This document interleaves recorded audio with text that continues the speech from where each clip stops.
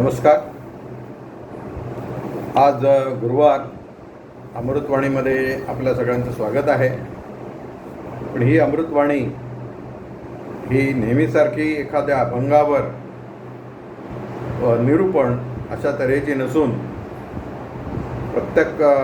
प्रख्यात विचारवंत दत्तोपंत ठेंगडी यांनी लिहिलेल्या विविध लेखांचं अभिवाचन या अमृतवाणीमध्ये आपण करणार आहोत. नेहमीप्रमाणे श्री गुरूंचं स्मरण करूया. गुरुर्ब्रह्मा गुरुर्विष्णू गुरुर्देवो महेश्वरः गुरुः साक्षात् परब्रह्म तस्मै श्री गुरवे नमः. आज 9 तारीख आहे आणि येत्या 11 एप्रिलला महात्मा फुले यांची जयंती आहे आणि 14 एप्रिलला बाबासाहेब आंबेडकर यांची जयंती आहे. तर त्या निमित्ताने दत्तोपंत ठेंगडी यांनी जे पुस्तक लिहिलं आहे सामाजिक क्रांतीची वाटचाल डॉक्टर आंबेडकर, तर या पुस्तकातील काही लेखांचं अभिवाचन करणार आहे. त्यातला हा पहिला लेख आहे सामाजिक क्रांतीचा अग्रदूत महात्मा फुले. त्याचं अभिवाचन मी करतो आहे. ज्योतिबा हे महाराष्ट्रातील पहिले सुधारक होते की ज्यांनी तथाकथित उच्चवर्णीय समाजातील सुधारणांची मर्यादा ओलांडून समाज जीवनाच्या खोलवरच्या तळागाळातील स्तरावरच्या समाज घटकांच्या सुधारणेचा प्रथम क्रियाशील पुरस्कार केला. विष्णुशास्त्रींनी पुढे जिचा उल्लेख वाघिणीचे दूध म्हणून केला त्या इंग्रजी विद्येमुळे ज्योतिरावांच्या मनात ही समाजक्रांतीची ठिणगी पेटली. पण लक्ष्मणशास्त्री जोशींनी महात्मा फुले समग्र वाङ्मय या ग्रंथाच्या प्रस्तावनेत म्हटल्याप्रमाणे इंग्रजी विद्यारूपी वाघिणीचे दूध जन्मतः जे वाघ नाहीत त्यांना कितीही मिळाले तरी त्यांचे नरव्याघ्र बनू शकत नाहीत. असे नरव्याघ्र थोडेच होते. त्यांनीच परंपरागत मध्ययुगीन समाजरचनाला जबरदस्त धक्के दिले. 19व्या शतकातील अशा नरव्याघ्रांचे अग्रणी शोभतील असे सिद्ध करण्याची प्रवृत्ती ज्योतिरावांजवळ जन्मताच होती. त्यामुळे मुळातील या प्रवृत्तीमुळेच मित्राच्या लग्नात जातीवरून झालेल्या आपल्या स्वतःच्या अपमानाने ते विचाराला प्रवृत्त झाले व इंग्रजी विद्येमुळे त्यांच्या विचाराला दिशा मिळाली. या समाजरचनेतील विचारातील उच्च-नीच भाव हेच या सामाजिक विषमतेचे कारण आहे व हा भाव बलवत्तर होण्याचे कारण खालच्या समजल्या गेलेल्या जातींना नाकारलेला विद्येचा अधिकार असे त्यांच्या प्रथम लक्षात आले. तोपर्यंत आधीच्या व ज्योतिबांच्या अन्य समकालीन सुधारकांच्या मनातही हा विचार इतक्या ठसठशीतपणे उभा राहिला नव्हता. मूळ मानवतावादी प्रेरणेला अशा प्रकारे बुद्धिवादाची जोड मिळाली. वडील गोविंदराव यांच्या डोळस प्रोत्साहनाने प्रथम मराठी शाळेत व नंतर 3 वर्षाच्या खंडानंतर स्कॉटिश मिशनच्या इंग्रजी शाळेतून त्या काळी उपलब्ध असलेले शालांत परीक्षेचे शिक्षण ज्योतिरावांनी पूर्ण केले होते. परंतु शालेय शिक्षणाव्यतिरिक्त अन्य वाचनाचा नाद ज्योतिरावांना याच काळात लागला. त्यामध्ये त्यांच्या हाती लागलेल्या टॉमस पेन यांच्या राईट्स ऑफ मॅन या पुस्तकाचा चरित्रकाराने आवर्जून उल्लेख केला आहे. काही अभ्यासकांनी त्यांच्या कार्याच्या प्रेरणेचे मूळ ख्रिश्चन मिशनऱ्यांच्या प्रभावात शोधण्याचा प्रयत्न केला आहे. पुढे त्यांना ख्रिस्ताळलेले असे म्हटले गेले. भले त्यांच्या धर्मप्रचाराच्या हेतूने का होईना पण ख्रिस्ती मिशनऱ्यांनी अवलंबिलेल्या सेवावृत्तीचा व आत्मीयतेने शिक्षण देण्याच्या पद्धतीचा प्रभाव ज्योतिबांच्या मनावर निश्चितच झाला होता. परंतु तसे पाहिले तर त्या काळातील दादोबा पांडुरंग, राम बाळकृष्ण, आत्माराम पांडुरंग, डॉक्टर भांडारकर, न्यायमूर्ती रानडे, स्टीव्हनसन मिचेल इत्यादींच्या सेवावृत्तीचा परिणाम झालेला होताच हे लक्षात घेणे आवश्यक आहे. पण ज्योतिबांच्या मूलतः मानवतावादी प्रेरणेला जे तात्विक अधिष्ठान मिळाले त्यात संस्कृतातील वज्रसूची ग्रंथ व कवीराच्या बीजग्रंथातील खास करून विप्रमती हा भाग याचेही फार मोठे स्थान आहे, हे यदी फडके यांनी उपलब्ध पुराव्यावरून दाखवून दिले आहे. या सर्वच प्रभावांच्या एकत्रित परिणामातून मिळालेल्या विचारप्रेरणेतून ज्योतिराव जेव्हा समाजस्थितीतील शूद्रातिशूद्रांच्या दयनीय अवस्थेंची मीमांसा मनाशी करू लागले, तेव्हा त्यांना ब्राह्मणांपुरती मर्यादित झालेली ज्ञानाची, शिक्षणाची मक्तेदारी व ब्राह्मणी वर्चस्वामुळे स्वतःच्या सांस्कृतिक पूज्ययनाचे ब्राह्मणेतर शूद्रादिशूद्रांना नाकारले गेलेले अधिकार हे परंपरागत समाज वास्तव चरचरीतपणे जाणवले. याहीपेक्षा पुढचे विदारक सत्य त्यांच्याकडे उभे राहिले, ते म्हणजे शूद्रातिशूद्र हा स्वतःच्या माणूस म्हणून असलेल्या अधिकाराची जाणीवही गमावून बसला होता. ज्योतिबांची डोळस चिकित्सा पुढे त्यांनी अतिशय सूत्रमयरीते यथार्थपणे व्यक्त केली आहे. विद्येविना मती गेली, मतीविना नीती गेली, नीतीविना गती गेली, गतीविना वित्त गेले आणि वित्ताविना शूद्र खचले. इतके अनर्थ एका अविद्येने केले. यातूनच मग शिक्षणाच्या संस्कारातून आपल्या मनात ही जाणीव निर्माण झाली, ते शिक्षण सर्वांना मिळाले पाहिजे या हेतूने प्रथम ते प्रत्यक्षात कामाला लागले. जिच्या हाती पाळणाची जोरी जी जगाला उद्धारी, हे पारंपरिक सूत्र तर त्यांना माहीत होतेच, परंतु पुढे स्वामी विवेकानंद, महात्मा गांधी, डॉक्टर आंबेडकर इत्यादींनी रूढ केलेले एक पुरुष शिकला तर एक व्यक्ती शिकते, पण एक स्त्री शिकली तर सारे घर शिकते, हे सूत्रही त्यांना मनोमन जाणवले व भिडेवाड्यात शूद्रातिशूद्रांच्या मुलींसाठी ज्योतिबांनी पहिली शाळा सुरू केली. आज लक्षात घेण्याची गोष्ट आहे ती म्हणजे या कामात ज्योतिरावांचे सहकारी असलेले सखाराम यशवंत परांजपे, सदाशिव गोविंद साठे, सदाशिवराव गोवंडे हे सर्व मित्र उच्चवर्णीय समाजातील होते. या शाळेत शिकवण्यास शिक्षिका मिळण्याची पंचायत होती, म्हणून ज्योतिबांनी स्वतःची पत्नी सावित्रीबाई यांनाच सखाराम परांजपे व केशवराव भवाळकर या मित्रांच्या मार्गदर्शनाखाली तयार केले. सावित्रीबाईंनीही मोठ्या जिद्दीने जनसामान्यांचा धर्ममानदंडाचा जाच सहन करून ही जबाबदारी पार पाडली. परंतु पुण्यातील सनातन्यांनी ज्योतिबांचे वडील गोविंदराव यांना सामाजिक बहिष्काराचा धाक दाखवल्यामुळे आपल्या ध्येयनिष्ठेपायी ज्योतिरावांना घर सोडावे लागले व ही शाळा लवकरच बंद पडली. पण ज्योतिरावांनी हार मानली नाही. पुन्हा जुलै 1851 चिपळूणकरांच्या वाड्यात त्यांनी मुलींची शाळा सुरू केली व पुढे या क्षेत्रातील त्यांचे कार्य स्थिरपद होऊन वाढत गेले. त्यांनी अनेक सवर्ण ब्राह्मण सहकार्यांच्या साह्याने शिक्षण संस्था बनवली व अनेक दानशूर व्यक्ती व शासकीय शिक्षण अधिकारी यांच्याकडून आर्थिक मदत घेऊन समाजाच्या सर्व विरोधकांवर केवळ स्वतःच्या ध्येयनिष्ठेच्या जोरावर मात केली.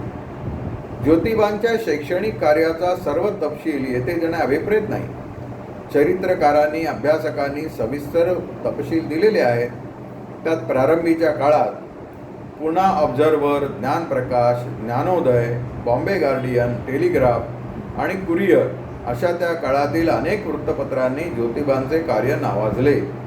तत्कालीन ब्रिटिश शिक्षण अधिकारी major Candy, sir Thomas Erskine Perry, रिव्हंज इत्यांनी त्यांच्या शैक्षणिक कार्याचा गौरव केला आहे.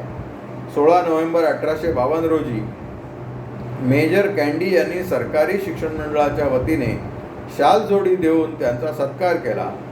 दक्षिणा प्राईज समितीच्या अनुदानातील निम्मी रक्कम मराठी ग्रंथांच्या पुरस्कारासाठी मिळवण्याच्या प्रयत्नात ज्योतिबांनी पुढाकार घेतला इत्यादी अनेक प्रकारचा तपशील आला आहे.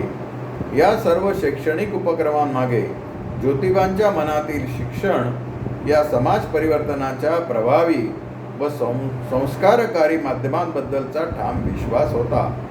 त्यामुळे शिक्षण हे साध्य नव्हे तर सामाजिक क्रांतीचे, माणसाच्या सामाजिक सांस्कृतिक उन्नयनाचे साधन आहे. माणसाचा आत्मप्रत्यय जागा करून आत्मोद्धाराची प्रेरणा निर्माण करण्याचे माध्यम आहे, हा त्यामागे विचार होता.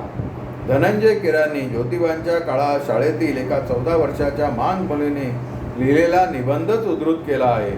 यावरून ज्योतिबांच्या शाळेत मिळणारे शिक्षण अस्पृश्यांचे आत्मभान जागृत करण्यास किती प्रेरक ठरत होते याचा प्रत्यय येतो. त्यामुळे केवळ पुस्तकी शिक्षणातून अक्षर ओळख करून देण्यावर ते समाधानी नव्हते. आधुनिक शिक्षणशास्त्रातील अनेक कल्पनांचा सूत्रपात त्यांनी आपल्या क्रांतिदर्शी प्रतिभेने शिक्षण क्षेत्रात केला. अनुभवाविण व्यर्थ वाचाळता, जळोती विद्वत्ता ज्योती म्हणे, ही त्यांची भूमिका होती. शिक्षणातून व्यवहार कौशल्य, व्यवहारज्ञान या गोष्टीतून पददलित समाज आर्थिकदृष्ट्याही आत्मनिर्धार व्हावा ही त्यांची अपेक्षा होती. त्याचप्रमाणे व्यवसायाभिमुख शिक्षणाचा पुरस्कार करताना त्यांनी म्हटले आहे, आपल्या कनवाळू सरकारने या बळीस्थानातील शेतकऱ्यांच्या शाळांव्यतिरिक्त घिसाडी, लोहार, बढई, सुतार, चांभार, सोनार, तांबट, साळी, शिंपी वगैरे कारागिरांच्या मुलांकरता शाळा काढून त्या सर्वांच्या कसबासंबंधी सर्व प्रकारच्या विद्या शिकवण्याच्या कामी थोडा थोडा खर्च केल्याबरोबर त्या शाळांमधून शिकलेली कारागिरांची फारच थोडी चोर निपसतील हे मी खात्रीने सांगतो. शिक्षण हा गुरु शिष्यांच्या आत्मीय संबंधातून होणारा संस्कार आहे. उच्चवर्णीय शिक्षकांना शूद्रातिशूद्रांबद्दल आत्मीयता नसल्यामुळे या पीडित वर्गाला शिकवण्यास त्यांच्या जातीतील शिक्षकच तयार होणे आवश्यक आहे, ही त्यांची धारणा होती. भट्टावत तुम्ही शिक्षण बनावे, त्यांना आटवावे सत्यामध्ये, असे ते म्हणतात. हे शिक्षक विद्यार्थ्यांस प्रत्यक्ष व्यवसायानुरूप काम शिकवणारे असणे आवश्यक आहे. शेतकऱ्यांच्या मुलाला प्रत्यक्ष हातात नांगर धरणारा शिक्षक असणे आवश्यक आहे. शिक्षणाची शेकडो वर्ष परंपरा नसलेल्या आणि अनुकूल वातावरण व मानसिकता नसलेल्या अशा विद्यार्थ्यांसाठी मूल्यांकनाचे हलके निकष प्रथम लावणे हे आवश्यक आहे, असे त्यांचे म्हणणे होते.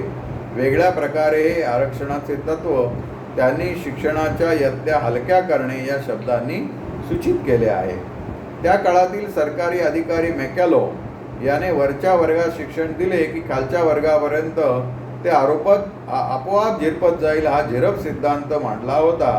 त्याला ज्योतिबांनी सक्त विरोध केला होता.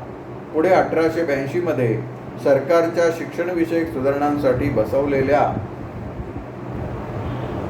हंटर कमिशन समोर ज्योतिबांनी जी साक्ष दिली आहे तिच्यात एकूण शिक्षण व त्यातही शूद्रातिशूद्रांपर्यंत शिक्षण प्रसार, त्यातील अडचणी आणि उपाय यांचे अगदी स्पष्ट निर्भीड निवेदन दिले. त्यावरून ज्योतिबांचे शिक्षण या विषयावरील चिंतन किती मूलगामी, सखोल आणि सर्वस्पर्शी होते याचा प्रत्यय येतो. भारतीय स्त्रियांच्या बंधविमोचनाच्या प्रयत्नांना 19व्या शतकात पुढे गती आली, परंतु ज्योतिबांनी केवळ स्त्री शिक्षणाच नव्हे तर अनेक परींनी स्त्री पुरुष समानतेचा पुरस्कार करणारे व स्त्रीला दुष्टरूढीमधून मुक्त करणारे उपक्रम प्रत्यक्षात राबवून या विषयाची मुहूर्तमेढ रोवली यात शंकाच नाही. स्त्रीने केवळ विद्या शिकू नये तर शिकवावीही या त्यांच्या विचारांचे प्रात्यक्षिक म्हणजे प्रत्यक्ष सावित्रीबाईच होत. स्त्रियांना शिक्षकी पेशाचे शिक्षण देण्याचा वर्ग ज्योतिबांचे एक मित्र आणि सहकारी श्री केशवराव भवाळकर यांनी 1848 मध्ये काही दिवस मोठ्या जिद्दीने चालवला होता. स्त्री पुरुषांनी शाळा त्या घालाव्या, विद्या शिकवाव्या ज्योती म्हणे, असे ज्योतिबांनी सांगितले आहे. त्या दृष्टीने स्त्रीची प्रतिष्ठा प्रस्थापित करण्याची जबाबदारी पुरुषाची आहे हे त्यांनी अनेक परींनी बजावले आहे. मानव स्त्री पुरुषांनी एकमेकांविषयी बहीण भावंडांची वृत्ती जागृत न ठेवल्याने जगाचा ऱ्हास होत गेला व त्यामुळे सर्व जगात असंतोष होऊन दुःखाचे प्राबल्य झाले. मानवांनी आपली माता, भगिनी, कन्या, सुना यांना दासीसारखे वागवले. जर त्यांच्या मानवी हक्कांच्या आड ते आले नसते तर जगामध्ये निर्मिकांचे राज्य होऊन एकंदर सर्व मानव स्त्री पुरुष संतोषी होऊन सुखी झाले असते. याच दृष्टीने ज्योतिबांनी दांभिक पुरुषी संस्कृतीची हजेरी घेतली आहे.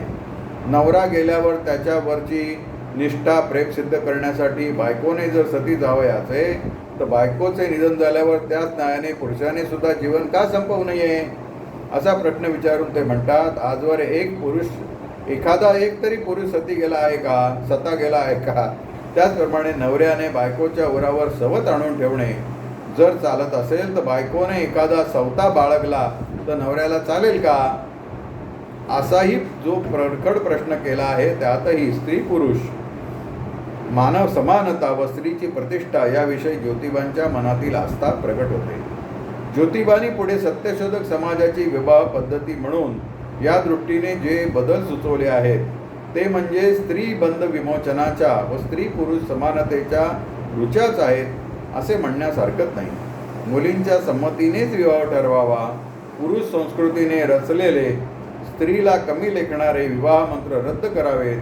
विवाह मंत्र म्हणजे स्त्री पुरुष समानतेचे व समाधानी सहजीवनाचे मंगलगान ठरावे अशा आशयाची सूत्रे त्यात आहेत.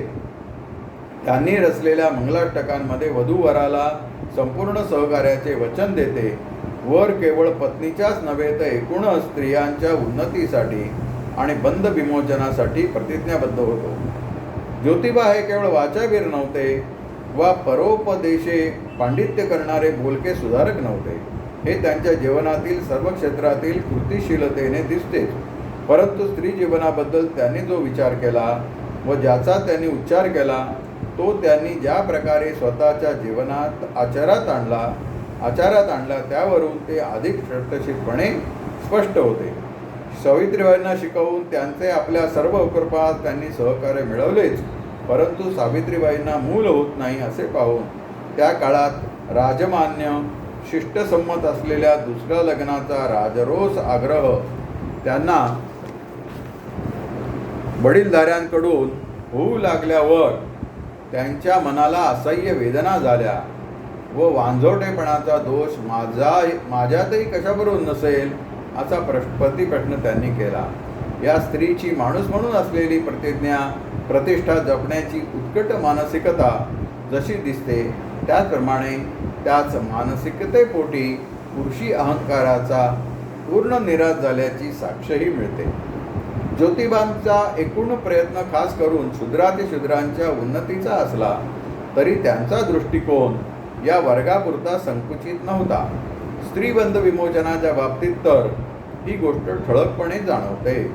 ज्योतिबांनी ब्राह्मणांविरुद्ध अतिशय परखड व बऱ्याचदा भोसरी टीका केली आहे, परंतु ब्राह्मण स्त्रीच्या मुक्तीलाही आपल्या उपक्रमात वाजवी स्थान दिले होते.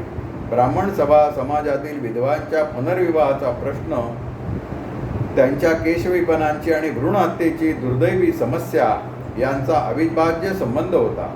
पतिनिधनानंतर कोवळ्या वयातील मुलींनाही विद्रूप करून टाकणे, त्यांच्या जीवनाचे सर्व दृष्टीने पोतेरे करून टाकणे हे तर सर्रास चालू असेच, परंतु यातील अनेक स्त्रिया कुटुंबातील पुरुषांच्या पाशवी विशेष वासनेच्या बळी ठरत व त्या विधवांना भ्रूणहत्येचे पातक पत्करावे लागले. विधवांच्या पुनर्विवाहाचे प्रयत्न 1840 पासून विष्णुशास्त्री बापट नावाच्या गृहस्थांच्या पुढाकाराने सुरू झाले होते. पुढे 25 जुलै 1856 रोजी विधवा विवाहाचा कायदा झाला. ज्योतिबांचा या प्रयत्नांना सक्रिय पाठिंबा होता. पुढच्या दशकात शेणवी जातीतील विधुरांचा एक पुनर्विवाह ज्योतिबांनी घडवून आणला. पण याहीपेक्षा अधिक सकारात्मक भूमिकेतून 1863 मध्ये ज्योतिबांनी आपल्या घरीच बालहत्या प्रतिबंधक गृह या नावाने एक बाल संगोपन केंद्र काढले. विशेषतः ब्राह्मण विधवांना विटंबनेतून सोडवण्याचा हा क्रांतिकारक उपक्रम सावित्रीबाईंच्या मदतीने ज्योतिबांनी अनेक वर्ष चालवला. स्त्रीबंध विमोचनाच्या या अशा प्रयत्नाचा एक आंदोलनात्मक भाग म्हणून याच काळात ज्योतिबांनी तळेगाव ढमगिढेरे येथे केशवपनाच्या अमानुष प्रथेच्या विरोधात हे काम करणाऱ्या न्हाव्यांचाच संप घडवून आणला. न्हाव्यांमध्ये या कुकर्माबद्दलची जागृती घडवून आणण्याचा ज्योतिबांचा प्रयत्न निसंशय कल्पक तर होताच, पण क्रांतिकारकही होता. ज्योतिबांच्या या आंदोलनाला पुढे दीनबंधूसारख्या पत्रिकेने व त्याआधी सुबोध पत्रिकेने उचलून धरले. 1890च्या भाई परमानंद या ऋषितुल्य विचारवंतानेही या क्रूर प्रथेच्या विरोधात लिखाण केले. या आंदोलनाचे पडसाद इंग्लंडमध्येही उमटले. स्वतः चालवलेल्या बालहत्या प्रतिबंधित गृहातील बालकांना सामाजिक प्रतिष्ठा देणारा एक प्रयत्नही त्यांनी केला. एका ब्राह्मण विधवेच्या मुलाचे यशवंत असे नाव ठेवून त्याला स्वतःचा मुलगा म्हणून ज्योती सावित्रीने वाढवले. ज्योतिबांचे अनेक उपक्रम हे समाजक्रांतीच्या अनेक अंगांमध्ये अग्रदूत उपक्रम ठरले. त्याचे उत्तम उदाहरण म्हणजे ज्योतिबांच्या अर्भकालयाच्या उपक्रमातून प्रेरणा घेऊन लालशंकर उमियाशंकर त्रिवेदी यांनी न्यायमूर्ती रानडे यांच्या मदतीने पंढरपूर येथे 1875 काढलेले अशा प्रकारचे अर्भकालय होय. याच काळात सार्वजनिक पाणवठ्यावर अस्पृश्यांना पाणी पिण्यास असलेल्या प्रतिबंधाविरुद्ध निषेध म्हणून 1868 स्वतःच्या घरातील पाण्याचा हौद ज्योतिबांनी अस्पृश्यांना खुला करून दिला. असा हा ज्योतिबांच्या संदर्भातला लेख खूप मोठा आहे. आज आपण त्याचा पहिला भाग हा वाचलेला आहे. उद्या आपण त्याचा दुसरा भाग हा वाचूया. आपण सर्वजण दत्तोपंत ठेंगडी यांनी लिहिलेलं हे सामाजिक क्रांतीची वाटचाल आणि डॉक्टर आंबेडकर हे पुस्तक आवर्जून वाचावं अशी मी आपणा सर्वांस विनंती करतो आणि आजच्या अमृतवाणीला विराम देतो. पुन्हा एकदा श्री गुरूंचं आपण स्मरण करूया. गुरुर्ब्रह्मा गुरुर्विष्णू गुरुर्देवो महेश्वरः गुरुर्साक्षात् परब्रह्म तस्मै श्री गुरवे नमः.